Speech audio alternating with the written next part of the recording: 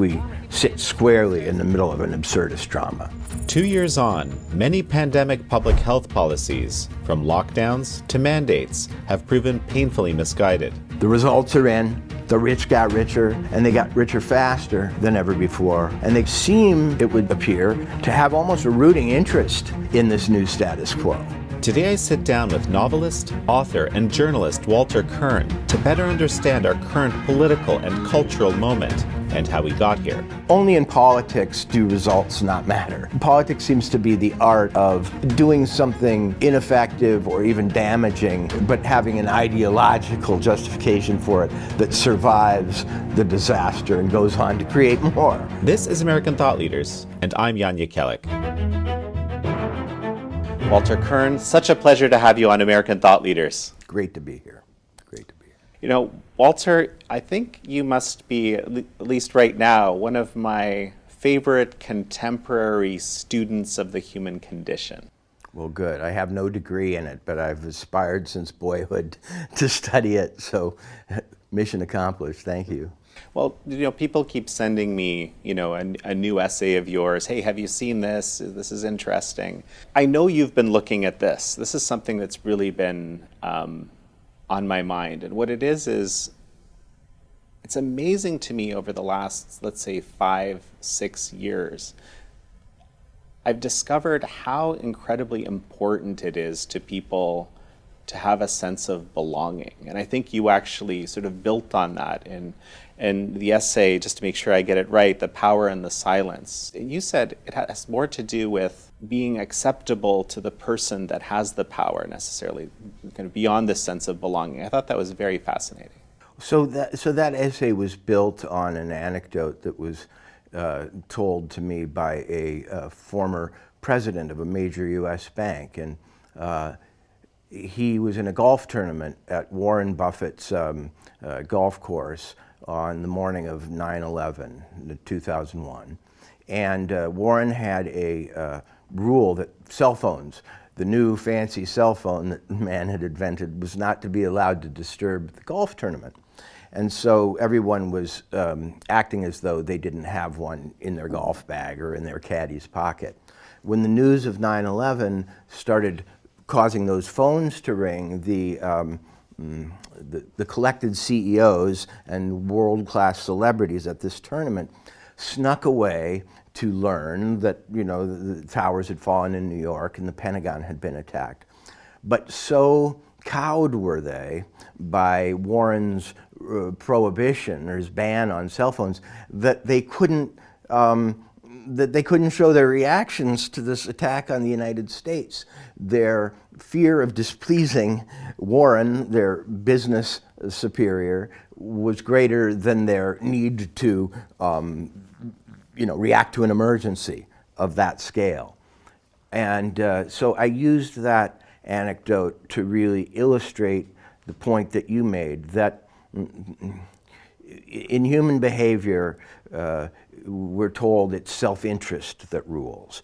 But in fact, as demonstrated by this story and many others, what seems to be the most prominent instinct, social instinct in people, is to please those who have power over them, to make the command chain feel good about itself and be good soldiers in whatever effort is deemed most important at the time. And so I think that explains a lot about human behavior generally, but especially lately, as people's sense of what's going on around them and the disasters and difficulties they're facing in this COVID era are inconvenient to state.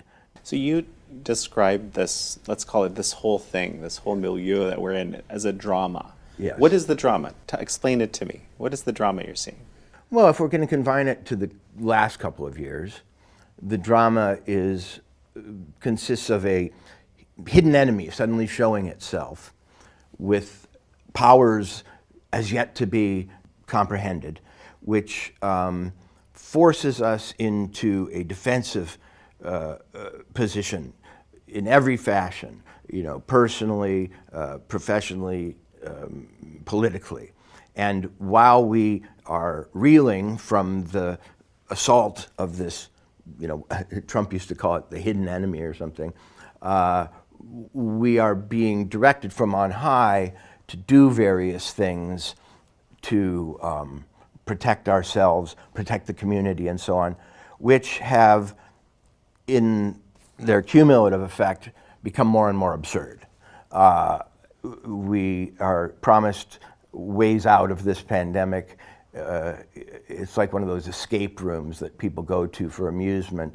And the door opens, but there's another locked door behind it. And, if you mask, you'll be out of it. If you distance yourselves, if you stay in your homes, if you order your food from, DoorDash, if you take the vaccine, if you take the booster, and every one of these commandments, and if it's going to be a stage play, they come maybe from a megaphone on high, has led to a new surge of hope that this new difficult regime is about to end, and then a new crashing wave of disappointment that in fact it isn't. And so, as a drama, it maybe went from a dark, tragic thing to a dark, tragic farce, and that's where we're standing today, I think.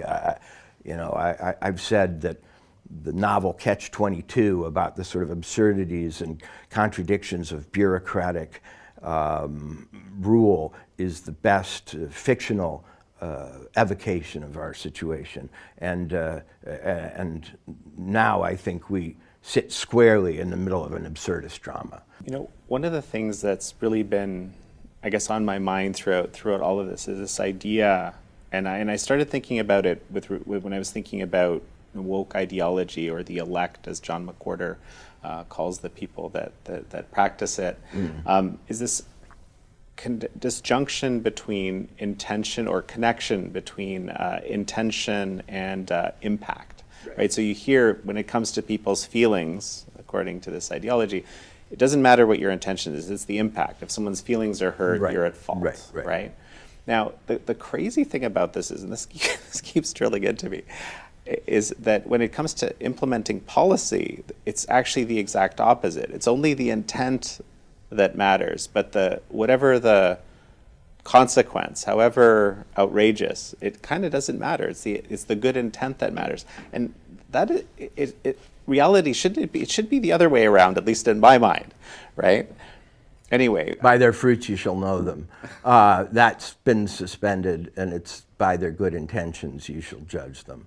But you're right. There's a real intellectual contradiction here in the landscape. On the one hand, we live in a time of microaggressions and speech as violence, and as you say, if I feel bad, it doesn't matter if you were trying to make me feel bad. It only matters that I do.